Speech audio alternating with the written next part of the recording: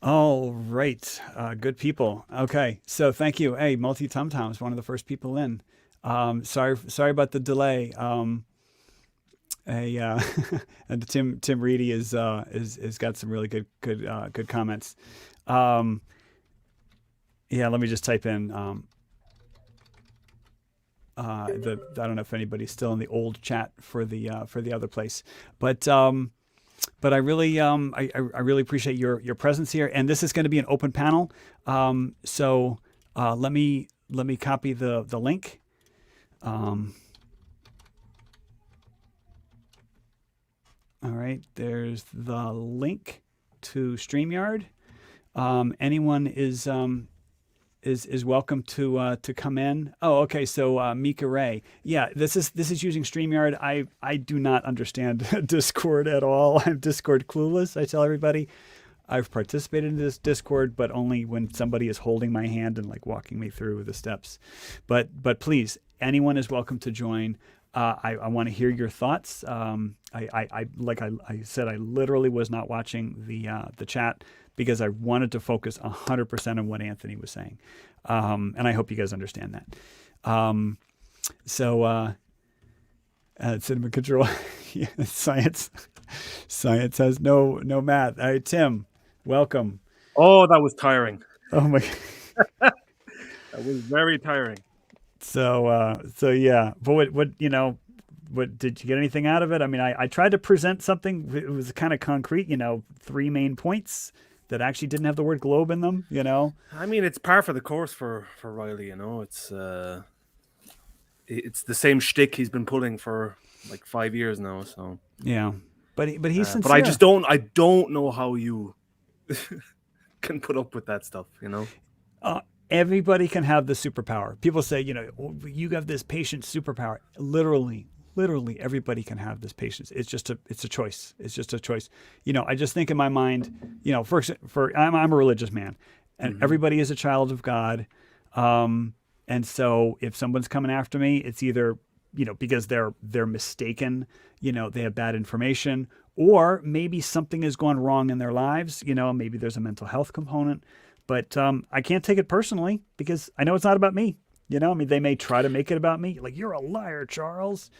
Yeah, I mean, there is that aspect of it. But also, like, Sleeping Warrior, he is deliberately... He pretends, just like Nathan Oakley. They're pretending to be flat earthers. Yeah, I disagree. I really do. I know that's a great number one theory, but these guys go so deep and so fast that... like, I don't know how any actor could think on their feet like that. It's kind of like, what if you had an actor, a Hollywood actor, and just say, you know what? I want you to act like you're on a Shakespearean play, and then have the words that come out of that person's mouth be perfect iambic pentameter, not memorized from Romeo and Juliet, but just like new stuff, like talking about, photocopiers and cars and stuff, but in iambic pentameter. Like, that would be an amazing performance, So I don't believe these guys are performing. I really don't. I mean, I would hope not. Yeah, because my thought is that they're genuine, serious as a heart attack flat earthers. I don't believe like the whole troll thing and Poe. Oh, he's a Poe, What I mean, you must agree that Spurs Chemo is a Poe, though. He has to be, right? No, he's too good. No, I don't agree with that at all. Yeah, I know a lot of people in the Glober community. They say a lot of interesting things, and I just want to post in the chat again. This is an open panel. Open panel. Come in, boys. Have a chat. Please. About the shape of the Earth, hey. So I do have a limit of like 6 people on the screen, but yeah, you never answered my original question. Which I'm sorry. Is what's the best cheesesteak in Philly? Oh, no. My answer, and I don't know if you heard me, my answer is literally any street corner, like the little guy with the cart, he pulls with a trailer behind his truck. Anybody in Philly with a cart has the best cheesesteak in Philly. What do you think about the New York chopped cheese? I'm not familiar with that. New York chopped cheese. No, I mean, it's basically a Philly cheese steak. But I tell people, stay away from, like, if you've heard of this place, stay away from them.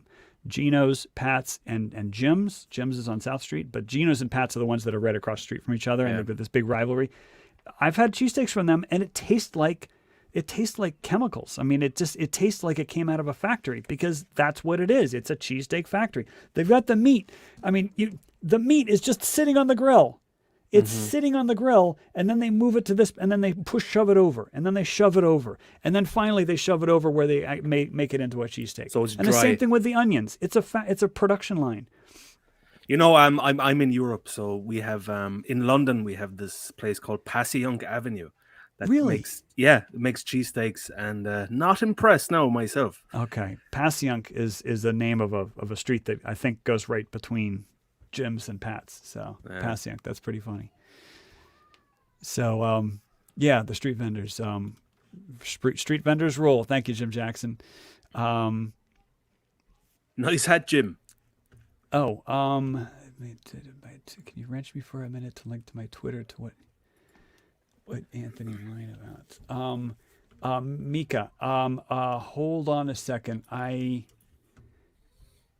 Mika, I'm just scrolling back through. Here it is, Mika.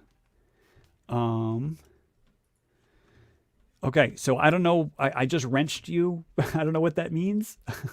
But as far as YouTube is concerned, I just gave you a wrench. But I'm not sure exactly what you're asking, Mika. So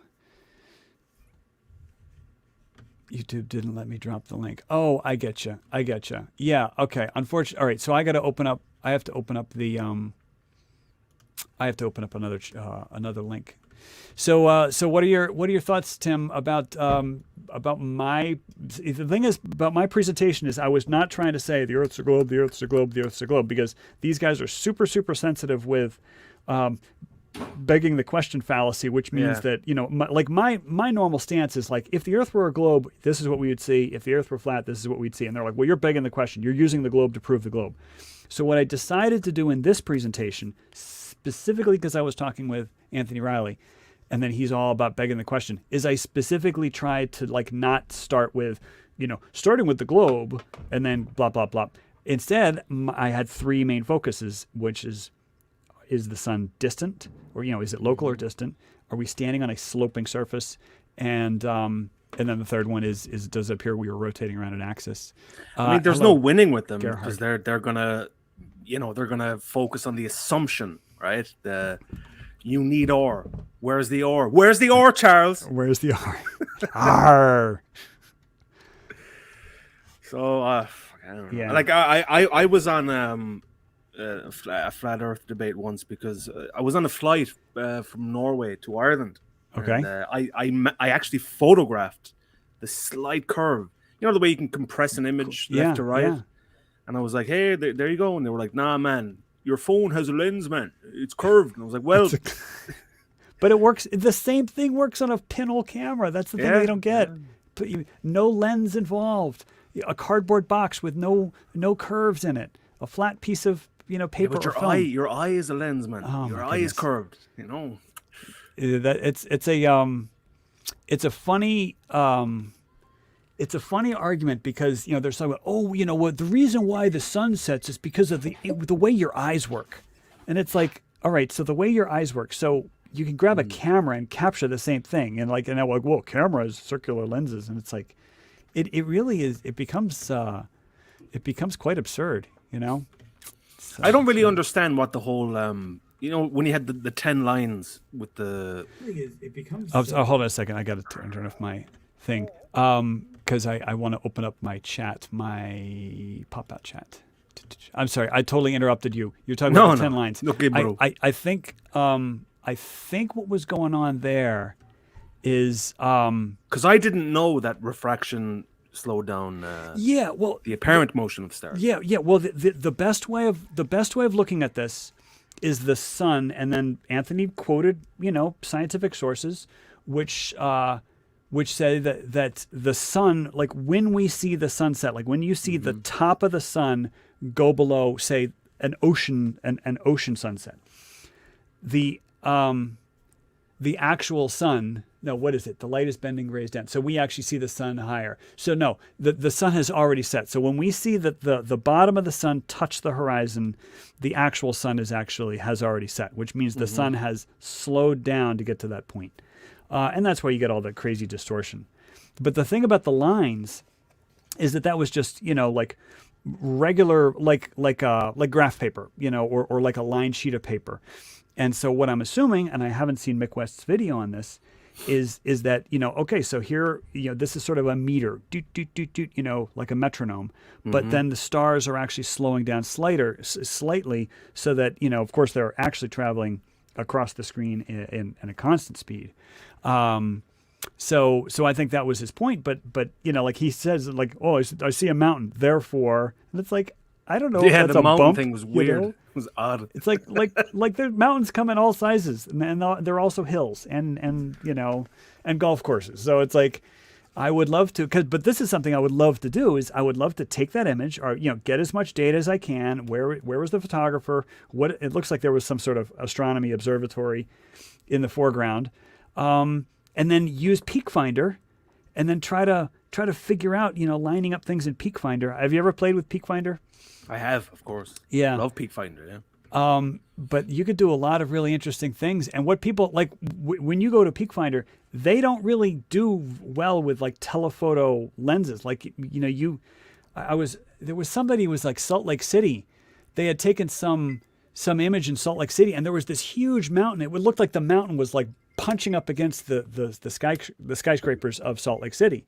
And I was like, wow, that mountain, that looks so huge. And I went to Peak Finder, and it was this mountain that was really far in the distance. It was this tiny little mountain. But because the person had used this telephoto lens, it looked like the mountain was like right at the end of that street, But I mean, here's why I would disagree with you about the whole, the lying and the chicanery. I would say is that if you look at the old videos where, remember Walter Bisden, his curve calculator first came out. Yes. I mean, I don't Way remember back exactly when, but yeah. 14 or 15. So these days, Nathan and Riley can just say, oh, we've debunked that. Right. And that's it. So they can just say, oh, we've debunked Peak Finder, Yeah, the debunked Peak Finder. Yeah, good luck. So I'm just now getting to Mika Ray's Twitter link. And so I'm not really sure what this is. And welcome, FE Pilot. How are you? And it says, "Would Sleeping Warrior didn't want you to see?" Okay, so I'm going to follow that up later. I can't follow that up live. But thank you for the link, Mika. So FE Pilot, so you're on mute. So and somebody said, "I don't know why you're shy about." Oh, right. I get. I'm sorry, Jim Jackson.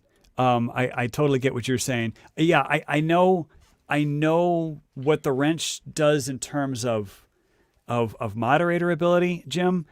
What I was saying to Mika was that she said that she couldn't join Peak Finder. She couldn't join StreamYard because of XYZ. Please give me a wrench. And I didn't, and because of Twitter, blah blah blah. And I didn't really understand what she meant. And what she meant was, and I'm sorry, Mika, if I'm misgendering you.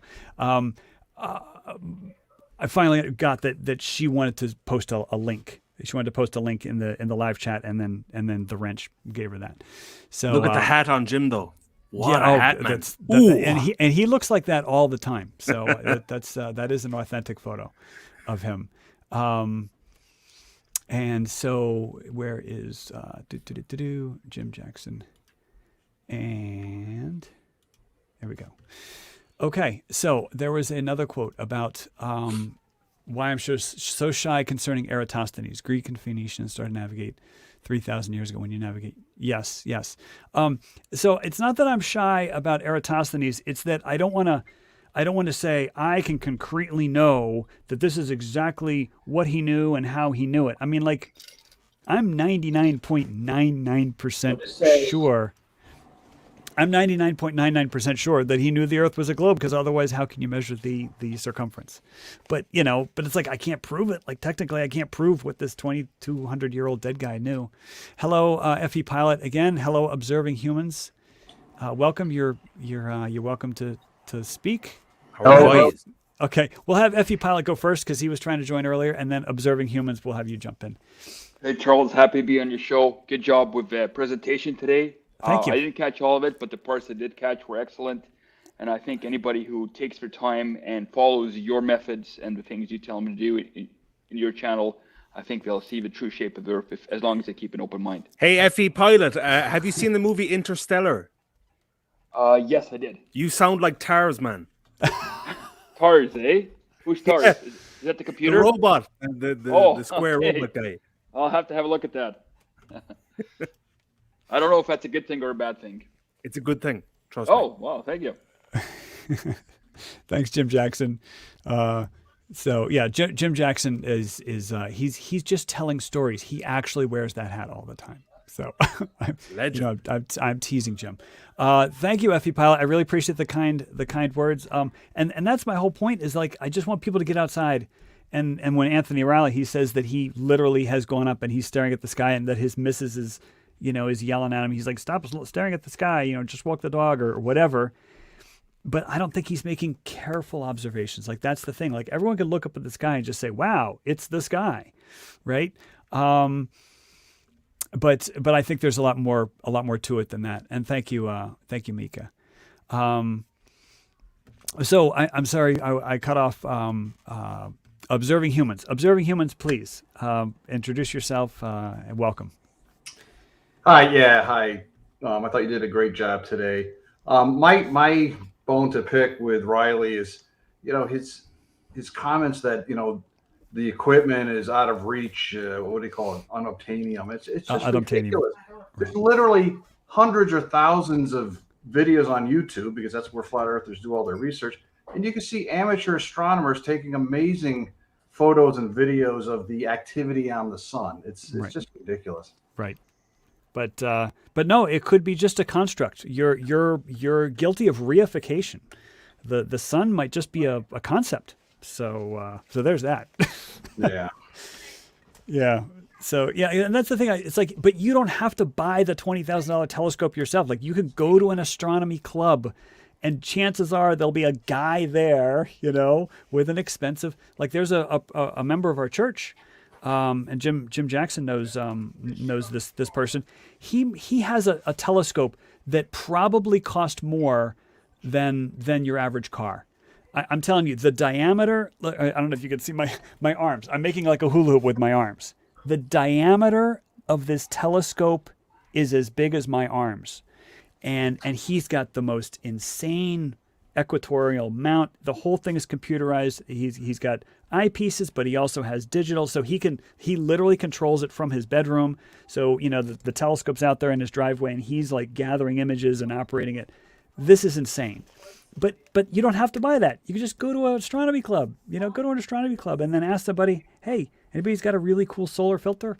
And chances are somebody will be able to show them something amazing. Yeah, and the comments they also make about the moon, of how it's generating its own moonlight and this and that. I mean, if you just get you don't need an expensive telescope. Take a look at the moon through a telescope, and your jaw will drop if you've never actually done it. And all thoughts of that is just a hologram, or it's just a light. It's going to totally go away. You're going to see craters. You're going to see mountains. You're going to say, hey, obviously this is a physical object with all these features, and all this flat Earth stuff is silly. Yeah, there's a YouTube video of a guy who has a fairly big telescope. I mean, it's one you could probably lug around, with a carrying handle, and he just sets it up on a street corner in, like, say, New York City, and he just sets it up. He points it at the moon, and then apparently his eyepiece is such that, because like there's a lot of telescopes where you put your eye to the eyepiece and you're seeing an image that's this big, but there are other eyepieces that kind of do a better job of like giving you a big picture. So apparently he has a really good eyepiece, and apparently the moon like fills the image, Somebody said Chemo wants. Oh, I'm so sorry. So, Chemo wants to join. Okay, here's the link, everybody.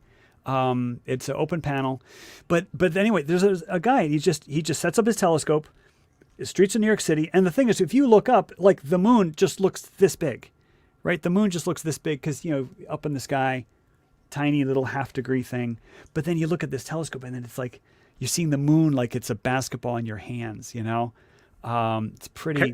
Can I say something real quick though? Sure. I know during the debate with Sleeping Warrior, he said that when I look up at the sky, I see the sun, and it's just a yellow dot in the sky.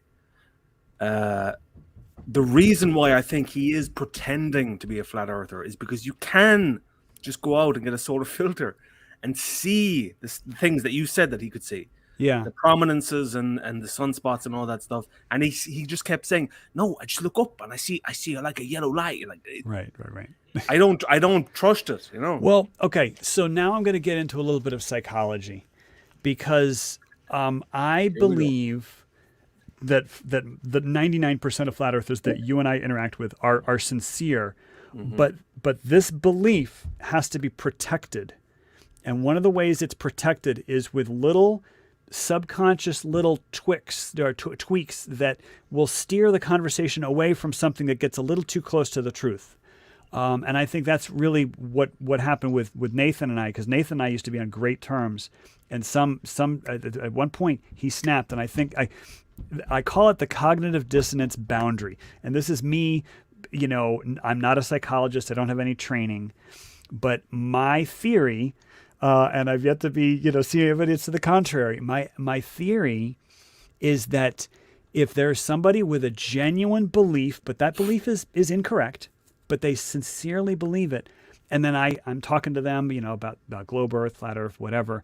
If I go too close to something that may trigger their realization that their belief structure is false, they will. There's a defense mechanism. This is my personal theory, that there's a defense mechanism because they have to defend their belief, and so then usually the defense mechanism is a change of personality. Yeah, but Charles, Yes. with Nathan, it's not belief; it's an income stream. This is true. He's protecting. This is true. his I think they're wrapped up together. Yeah. So and Mika had. So I'm going to follow that link as soon as the live stuff is over. Thank you for the link. I've got it in my in another tab, another browser tab. Are you smarter than a flat earther? Link, please. Yes. Hold on a second. So yes, here's the join link to the open panel. And then Cinnamon Control talks about the solar telescope, $800, a hydrogen alpha filter. Yeah, absolutely. You're not posting the link to the StreamYard, by the way. You're posting the link to the stream itself. Oh, my apologies. I didn't realize. Thank you for calling me out on that. Thank you for calling me out. I didn't realize that I had copied and pasted that's so stupid. I just want to talk to Spurs. I'm going to be starstruck, man. I am so sorry. Open panel. I am so sorry, everybody. That's not the link. Okay, here's the link to the StreamYard. My apologies. Come on, Spurs, boy! Woo! Okay. So yeah, because the thing is, like, usually when I'm doing these things, I just do Command V, Command V, Command V. Hey, here's the link, Command V, and I didn't realize that in the middle I had copied the link. So yeah, I appreciate that, Real Cygnus. But and then we have Brenda has joined. Hello, Brenda. Apple pie. I like your logo. Good afternoon. Oh my God, is this the Brenda? What? I'm truly starstruck. I can't imagine. I'm not a star of anything. Well, I've been listening to this crap for long enough. Thank you for being patient, Brenda. So what did you think about my presentation, where I did not focus on proving the Earth to be a globe? I just tried to establish, is the sun close or distant? Are we standing on a sloping surface? And is there rotation around an axis? I have not seen your presentation Oh, because okay. I just got home. I had to go to pick up.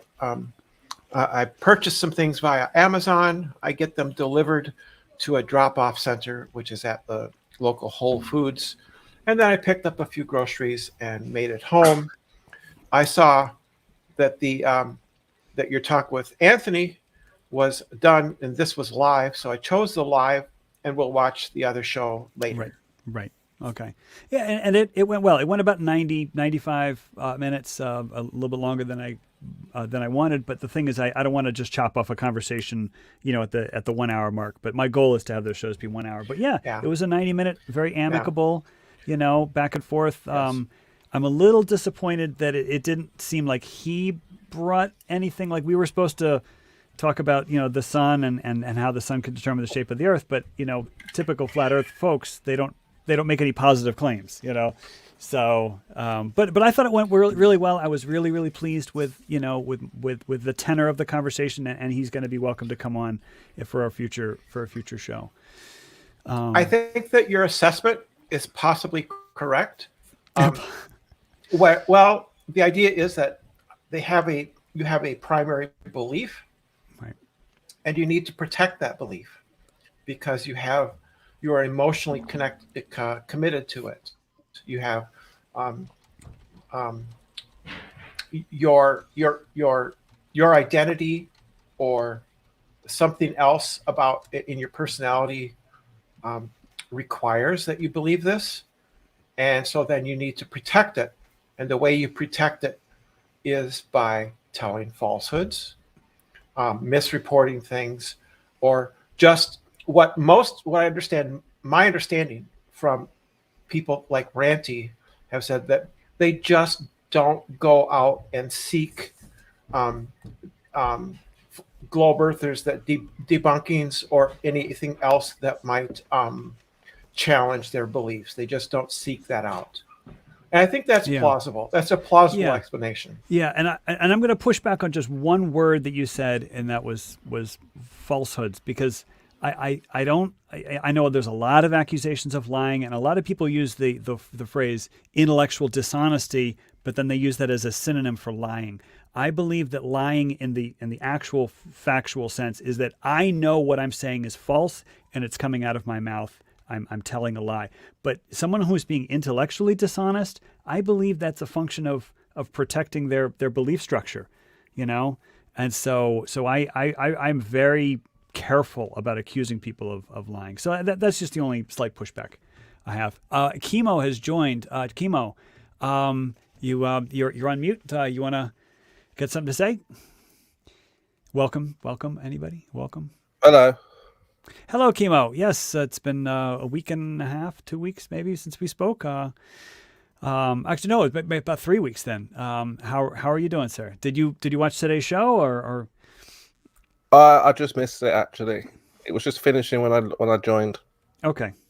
Yeah, you'll have to go back and check the replay. So it's just 90 minutes, and it was mostly back and forth. But I did have a couple segments in there where I was sort of presenting a little slideshow about how you could figure out the shape of the Earth. So, yeah, it's all good. But it was a good conversation. The time was great. I thought that was already known, the shape of the Earth, Charles. Well, I say that it's already been known. It's been known for 2,000 years. But the fact that flat Earth folks exist means that there is a debate in some people's minds, at least. How was it known? How did they know it? Well, the arguments go back, like I said, 2,000 years. I mean, you could start by observing ships going over the horizon, but that doesn't necessarily guarantee the Earth's shape. But I don't go with what the people in the past have said. I always try to encourage people, because there's flat earthers in the year 2022. I try to encourage people to go into their own backyard and carefully study the sun, moon, and stars. So you would say that you have a belief from thousands of years ago, and that belief has come all the way up until today. No, and we just believe it because we just believe it. No, I resoundingly reject that. I would, that summation. Yes, I would qualify that. So I would go with yes, it is a belief. It is a belief that happens to be true. So I happen to subscribe to what is called JTB, which is knowledge is justified true belief. So we have beliefs. Everybody has them. A belief is something that you it's a idea, it's a concept in your head that you believe is true. Now, some of those beliefs are not true. So if I believe that the moon is made out of green cheese, that's false belief, right? So I have to, and then I have to have, in order for something to count as knowledge, I have to have a justification. I have to have warrant, something that permits me, in virtue of it satisfying certain conditions, for me to call it knowledge. So I am justified in saying that the Eiffel Tower is in Paris, France, and that would be a belief, and my belief is true if there is some way that I can verify, or that I can give good reasons for why I think the Eiffel Tower is in Paris, France. That would be knowledge. So it would be, you think of circles like in a Venn diagram. You have beliefs, and then inside of that, you have true beliefs. Yeah. But see, Brendan, the problem is that, like, you know, they would say, well, you can go to Paris and see the Eiffel Tower, but you can't go to the sun. You can't go to the moon. Well, I can know that the Eiffel Tower is in Paris, even though I've never been there. I myself, I can say here right now, I know that the Eiffel Tower resides in Paris, France, because the preponderance of there's evidence that it exists, and that it exists in Paris, France. I can cite authoritative sources, maps, various authoritative sources of cities and stuff like that, photographs, personal reports, and all of these together can give me what sometimes people get hung up on is the need to have absolute certainty. I don't have to have. It could be, for instance, me living here in Minnesota in the United States, having never been to Europe, much less France. It could be, it's possible that there is no such place as France. There is no such place as Paris, and then there is no tower. There is no Eiffel Tower. I could be wrong, but I can still call it knowledge. I know that the Eiffel Tower is in Paris, France, because I have reasons that justify my saying that the Eiffel Tower is in Paris, France. And they're good reasons. I have warrant for asserting that proposition is true. And the same is true for the moon or the sun. We have good reasons for asserting that the sun is a ball of hot, burning plasma, burning by nuclear fusion, that has a particular temperature. You can take the temperature of an object without touching it. They do it all the time. These days, we now have a thermometer. It didn't used to be. We now have thermometers that can take your temperature without touching you, right? And you can take the temperature of a light.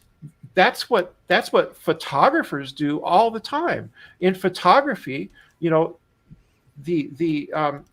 light, the temperature of a light by its spectrum. You can know its temperature. So you can take the temperature of the sun without touching it, and that temperature is 10 million degrees.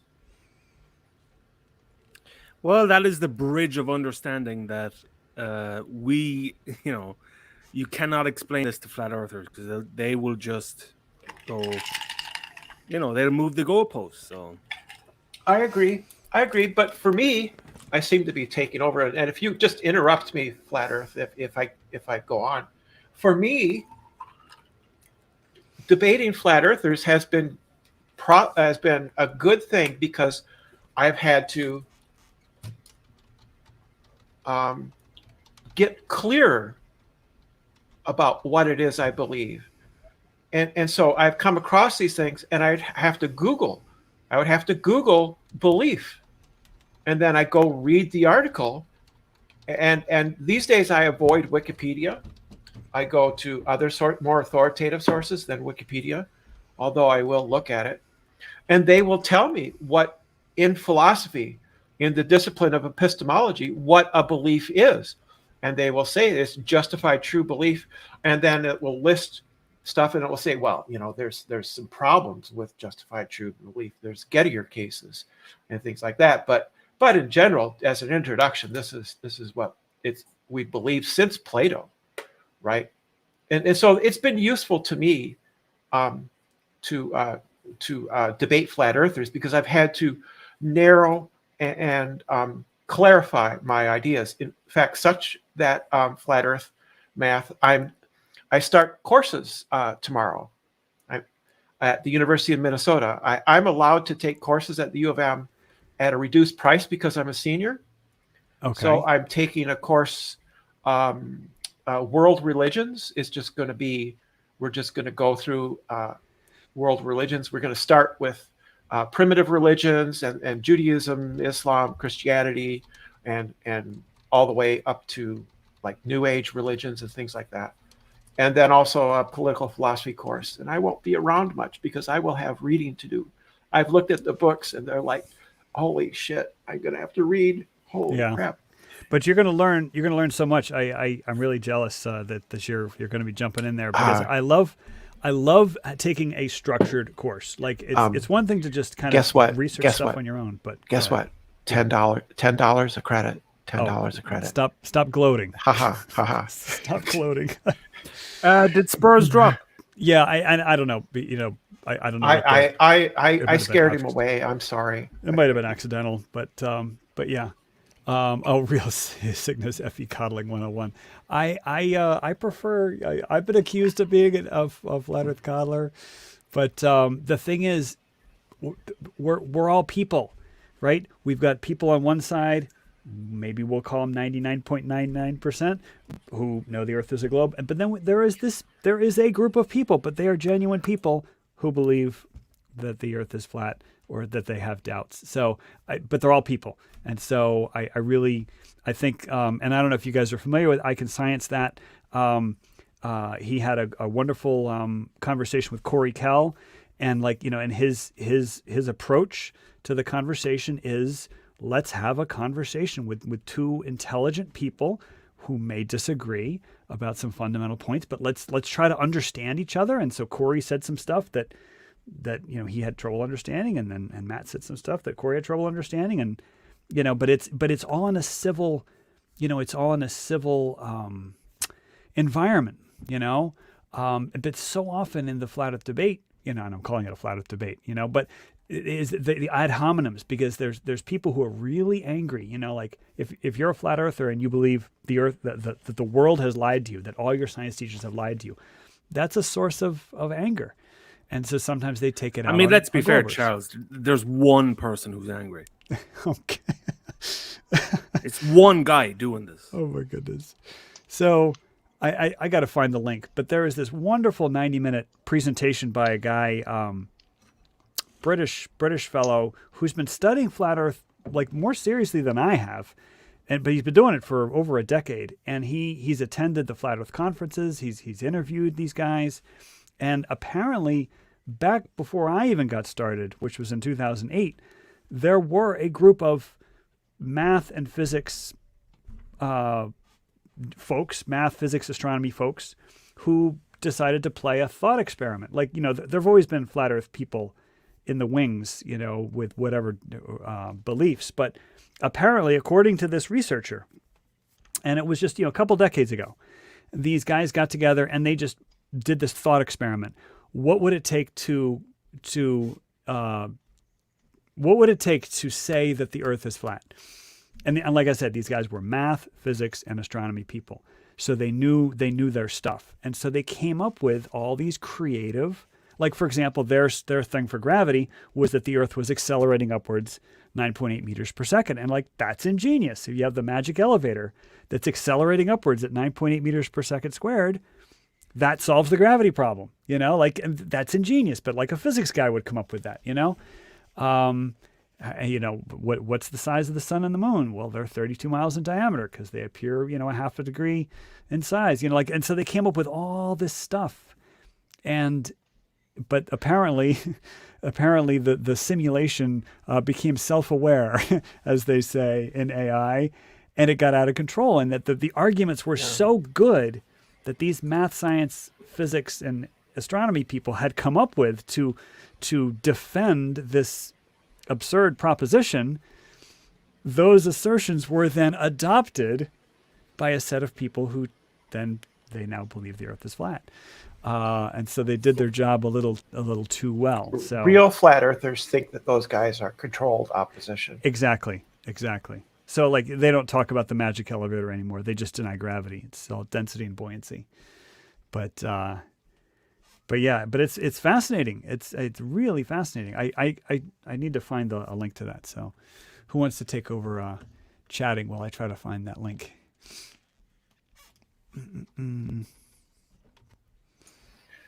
Well, what did you? Math.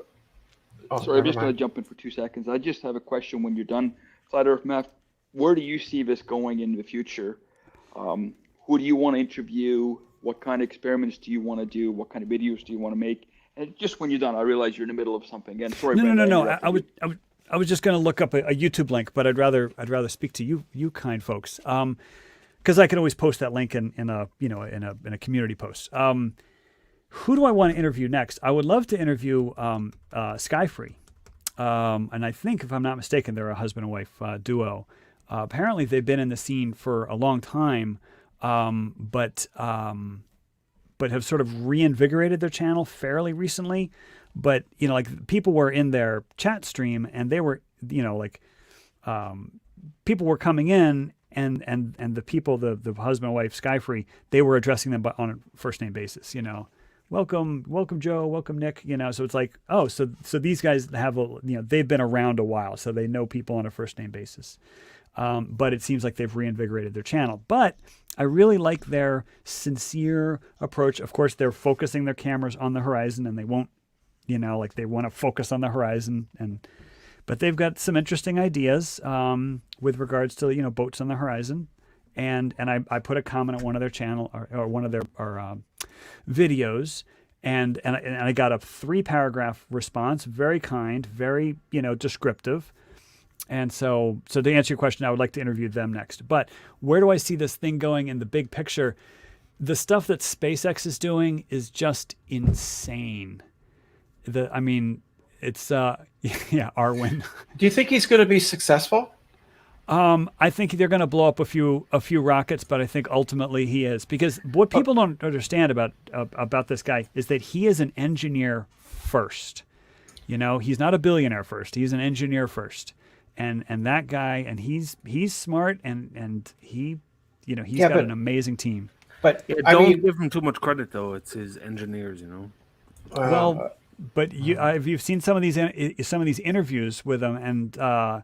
Like there was this one interview where it was like literally 3 years after there was this catastrophic mission when they were still firing off of a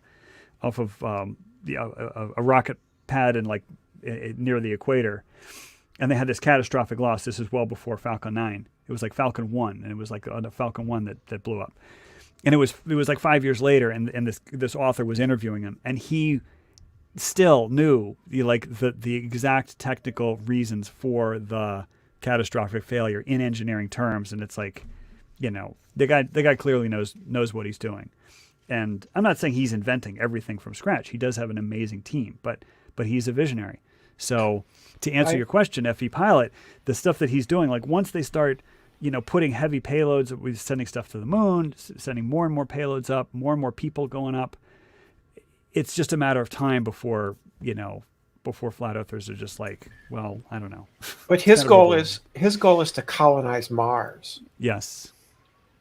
And how are they going to deal with the radiation? That's one because of the that was problems. a big thing that like the film The Martian just sidestepped is because that flimsy little hut that the Martian lived in the movie would not have stopped the radiation. And it's pretty bad. I don't know if you could live a full life on Mars without having real protection from the radiation. Yeah, but the interesting thing about SpaceX is that they're not afraid to, take a right angle turn in a different area of say engineering. So like they were going with carbon fiber. They were like carbon fiber all the way, and they did all these tests, and they just found that it just didn't work. And they were like, all right, stainless steel works. So the to answer your question about the radiation, I've never heard them specifically say what their solution is, but clearly they've got an amazing team. Now, I will say this: I don't believe that Mars can be colonized.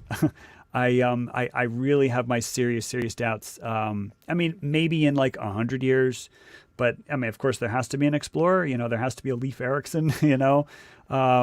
But I just think the obstacles to life, and like you said, a full life, the obstacles to living life outside of Earth, I think are really steep. A sustainable, yes. independent presence on Mars that could live there without support from Earth, right? Yeah. That's a tough call. I don't know how you do that.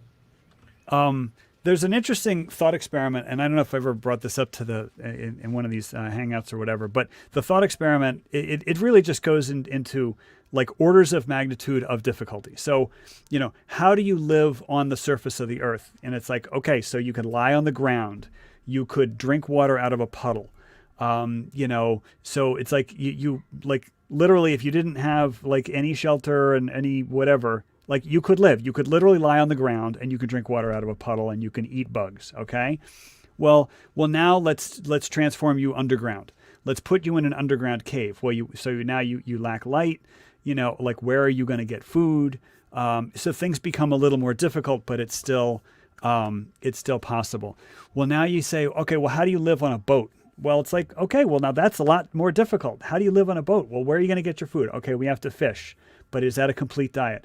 Where are we going to get fresh water? Well, are we on a freshwater lake? Are we on the ocean? So where are we going to get fresh water? Where is our energy source going to be? Because we can't get fuel. We can't burn wood for fuel. So we have to use the wind, but like, what are we going to, so like, do you see how it becomes like orders of magnitude? Now you go up into an airship. How are you going to live in a dirigible, like sustained? Like where would you get your food? Where would you get your water? And now you transform it into a spaceship, and now you're on the surface of another planet. And it's like, it's orders and orders and orders of magnitude of difficulty. Something people don't realize, like living in a jungle, people don't realize that jungles are not nutrient rich places. It's actually fairly difficult to survive in a jungle. Well, you can get vegetable matter, but protein is hard to come by. Right. Even in a jungle. And I want to say welcome to Johnny System. Thank you for joining the panel. Johnny and I had a wonderful, hour-long conversation after brothers we are now. Yeah.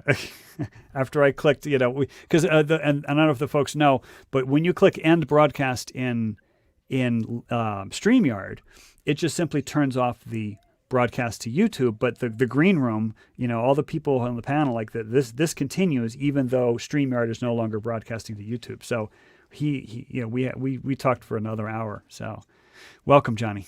Howdy doody, Gerald. Yeah, I'm back 2 days in a row. There must be something wrong with me. Yeah. How are you, Johnny System? Hey. Why? What about me? I said, how are you? Oh, I thought you said, you're Johnny System. No, Johnny. I wouldn't do that to you, man. I would not do that to you, son.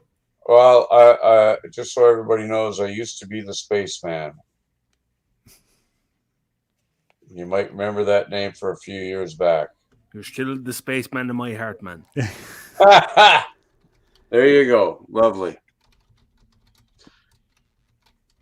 I had to move. We had our first big snowstorm up here today. Fucking car was buried in, and my battery died on the same bloody day. So I had to go get a battery. I just moved the car. Had to shovel a driveway that I don't even own, and I moved it into the driveway. So I'm able to relax now because we're not allowed to park there during the from 7 tonight till 7 tomorrow morning. Are you in Eastern time zone there, Charles? Yeah. Eh? Yes, yes. Yeah. I'm near Philadelphia. Yeah, same here. So anyway, I took care of that today. That was my big adventure for the day. And I would imagine there's a lot of people here watching and part of this. So they've got a ton of snow today. Yeah, we've had a few inches. We're in Minnesota, and we've had a few inches. We've had a few inches. Sucker. It's not bad. It's not bad. It's 28 degrees right now. It's 28. Bullshit. I worked with a guy in Florida from Minnesota, and you guys have the most amazing accent of all Americans, I think, first of all. We joke about the weather because Minnesota is as close to weather-wise as you can get to Canada in the United States as is possible. So I feel for you. Yeah, that's true. You know, don't you know? Yeah. I love it. Brenda, what's 28 degrees F to C? How if I know? It's close to zero. Close to zero. If you want to go Fahrenheit to C, double it and add 30. If you want to go the other way, minus 30 and cut it in half. Oh, Now, I'm far too stupid for that, man. That's the easy way instead of the 5/9 or whatever the hell. So that's an approximation that you're works going to for be most. within a degree or so. So like Right. It's like 28 degrees is not cold enough that you have to plug in your car overnight. I got nowhere to plug mine in, unfortunately, right now. Yeah. I don't even know if I have a plug, to be honest with you. I know it was minus 26 Celsius the other day, and it killed the battery. And it's been dead for like 4 or 5 days now. And it was annoying asking people for a boost. So I finally broke down and got a battery. Yeah. Minus 28 Fahrenheit? Is that what you said? Or 28? I said no, it's 28 degrees above zero Fahrenheit. Oh, Fahrenheit. So it's difficult when it goes below 32 to calculate because now you're into the negative Celsius. I believe 0 Celsius. Yeah, I think it's -2. -2. Yeah, that sounds about right. Hey, can I I don't know. interrupt? We take temperature in freedom units. I'm sorry. Okay. Well, no, take 30 off 28, you end up with -2, and then you cut that in half, so you end up with -1. But so see exactly -2, -1. You're like 1 degree off just doing it. That I've been doing it that way for years. It's close enough for how you feel, as a human being. Hey, can I interrupt you guys?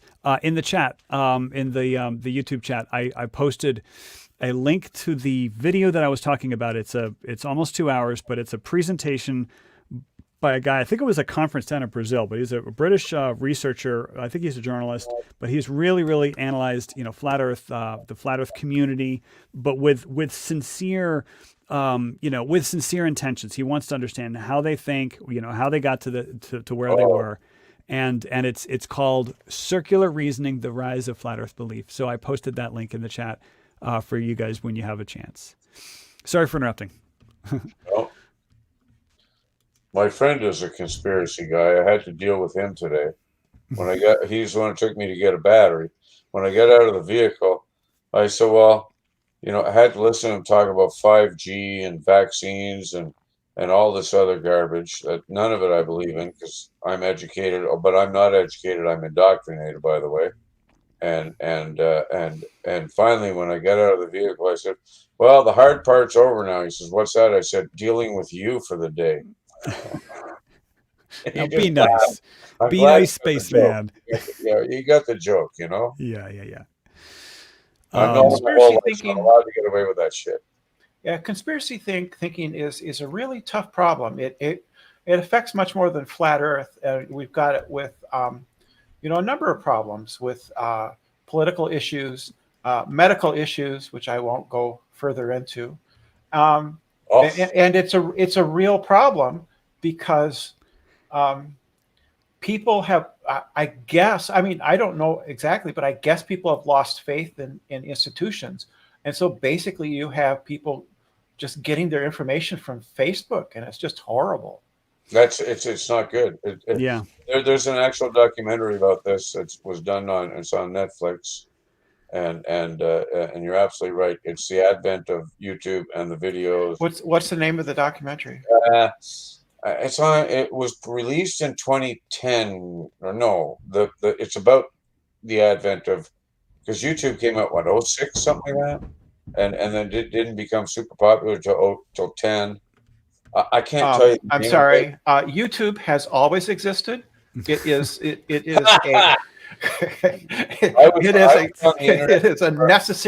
it necessarily exists in all possible worlds. I was on the internet 10 years before it existed. I designed some internet shit. I actually was the first person to set up an internet server in Chad, Africa, with my brother. He's an nuclear engineer. He was over there working for the UN, and we actually set one up. And how do I connect this, that, and the other thing? He knew I knew what I was talking about. So, and he got it running, and I actually logged into the very first internet server in all of Africa, and that was in, oh crap, that was in 96, 97, something like that. Windows 95 is when people think the internet came out, but it had been around for a while before that. It just wasn't available to most people. So you'll appreciate this story. The year was like 1988, 1989. So people had talked about the internet. You know, it had gone from DARPANet to, and so I had done a bunch of like FTP stuff. I was FTP servers, and so I logged in. My favorite FTP server was the Washington University of St. Louis. So their letters were Woostel. And so I always remember they had the best stuff. I mean, they had free games, they had shareware games, they had all kinds of resources. I spent so much time doing FTP servering in from Woostel. And so I was at a party, and then these people were that hadn't been invented yet. I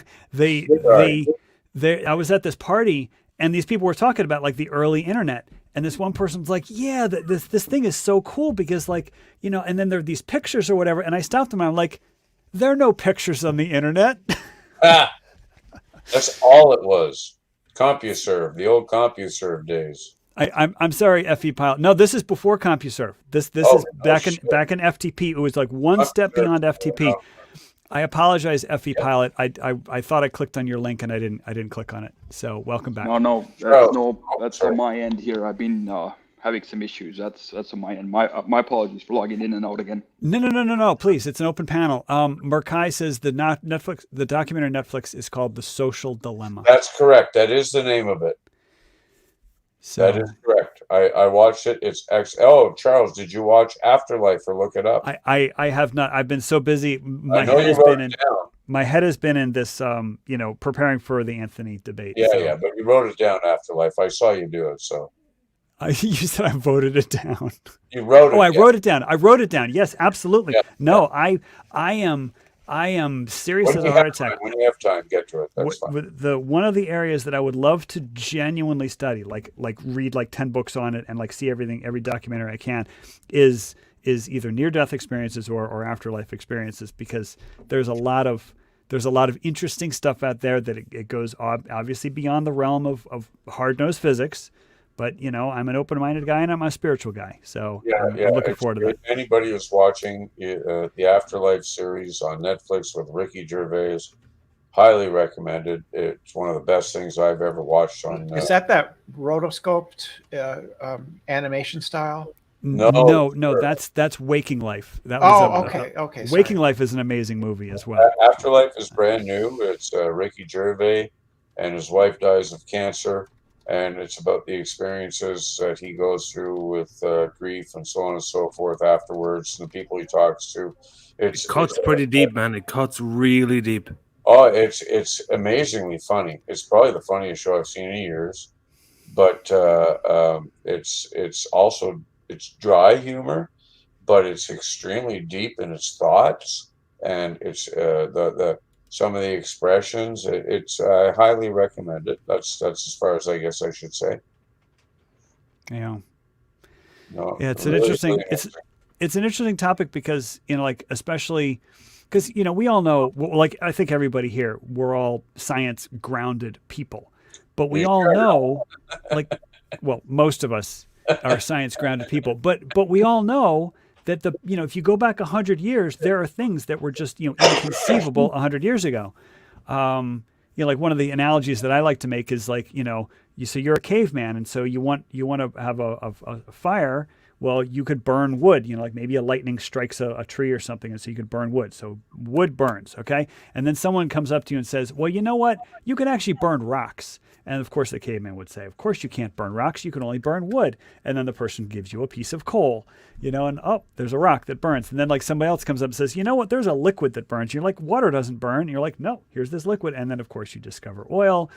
And then somebody comes up and says, you know what, you could extract energy from this rock without burning it. And you're like, that's ridiculous. Of course you can only extract energy by burning.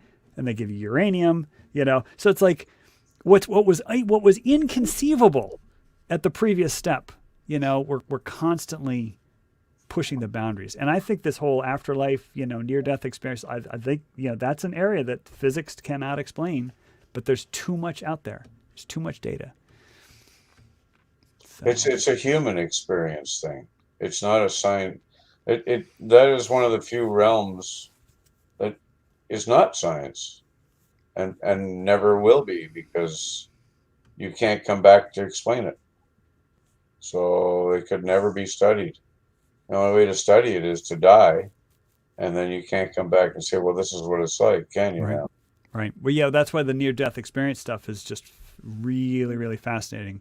Were you that told me about some guy in a coma? Yes. Okay, I tried to remember. Even today, I'm like, who told me about that? It was just, like within 24 hours ago, and I forgot. I'm going to look it up on Amazon. And debate night. I don't know if you were kidding. I had a talk with Anthony Riley that was at 3 p.m. Eastern. I don't know which time zone you're in, but you can catch the replay on the video. But we're just doing an open panel here now. I caught the end of your sleeping warrior thing. I didn't get in from cleaning up the snow shit there. Got maybe the last 2 minutes. But so I have no idea what you guys talked about. Yeah, it's I don't even know who he is. Well, I call him Nathan's lieutenant. So I'm not sure if this is going to work. Oh, this is an audiobook. Proof of Heaven. I'm going to see if this link works. I'm going to get over here. Proof of Heaven. So yeah, what I talked with Anthony Riley about. Okay, the link does work. So the topic of conversation was supposed to be using careful observations of the sun to determine the shape of the Earth, but I think I was the only one that brought evidence to the table, because he wasn't making positive claims. He was responding to what I brought. So. I think I'm going to. No, you see, Charles. Okay. Charles completely accepted that Anthony was being honest. He was not. Yeah. Welcome, Brenda. I don't know if you can still hear us, but Brenda, thank you for joining us. But yeah, it's tough because what we are talking about is a belief structure. A belief structure. And that's a tough nut. You cannot, like, for example, I've told you guys, or at least I've told my audiences, that I used to be an atheist. I was a kind-hearted, open-minded atheist, but I was an atheist. I did not believe, and now I'm a theist. I believe. I had a conversion experience, a very personal conversion experience. But what if you were to talk to me now and say, you know what, God doesn't exist? Well, you could give me all the logical reasons. You can give me a list of 100 facts about why God doesn't exist. And I'm just I will find a way to dismiss every single one of your facts on why God doesn't exist. But there are no facts. Well, there you go. But what if somebody believes there is a fact? Like, for example, there's suffering in the world. Beliefs don't count. No, there's suffering in the world. Children die of cancer. If God existed, he wouldn't let that happen. Therefore, God doesn't exist. They explain they go into that in a few episodes in Afterlife, by the way. Okay. Yeah, they the old question is, okay, if you believe in the Big Bang and God created the Big Bang, well, who lit the match? Right? Well, God did. Well, who created God? And they go through that routine, right?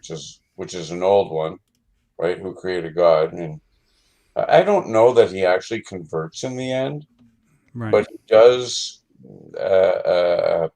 accept. I don't even know how to phrase it, but he accepts a higher power, let's say, in one form or another. He finally bends to the lady that he's speaking to on the park bench. Okay. And that, I found their conversations the most fascinating, to be honest with you. She had her lines were extremely well written. So Ben, I do want to say, and welcome Sleeping Warrior. Ben was making a joke to to Sean.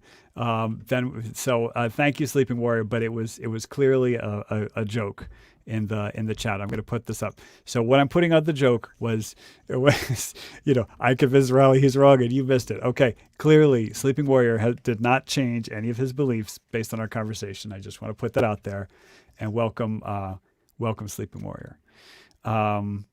Just the guy you talked to earlier today. Yeah, I talked to him earlier today. So no, fuck that guy. Oh, come on. Hey.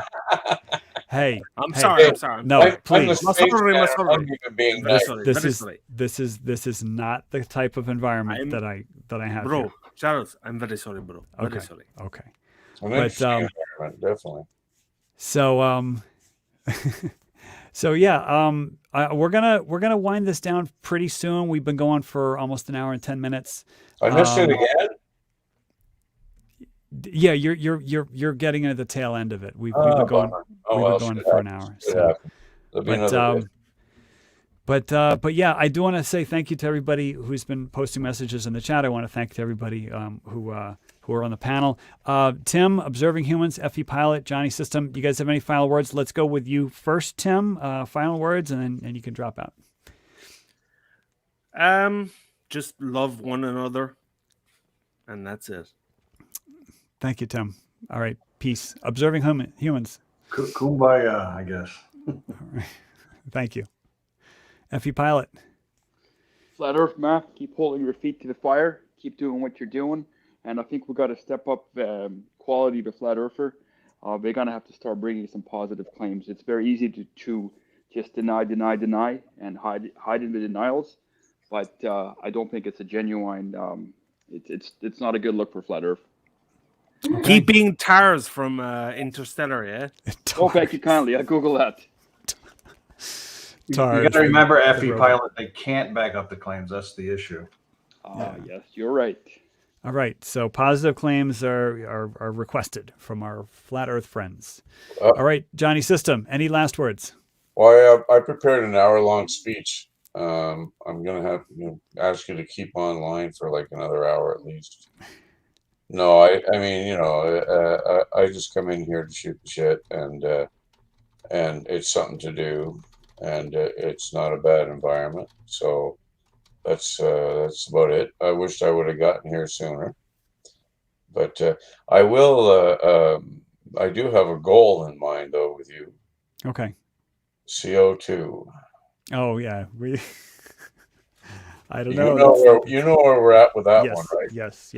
I need agree to disagree. We're not gonna touch that one. We're not gonna touch that one. No, like I said, I need not say more. Okay, thank you. I appreciate that for the sake of everybody else. Coming, and you had best. I would love if you tell people that I'm the spaceman, you will find people who want to come in and go after me.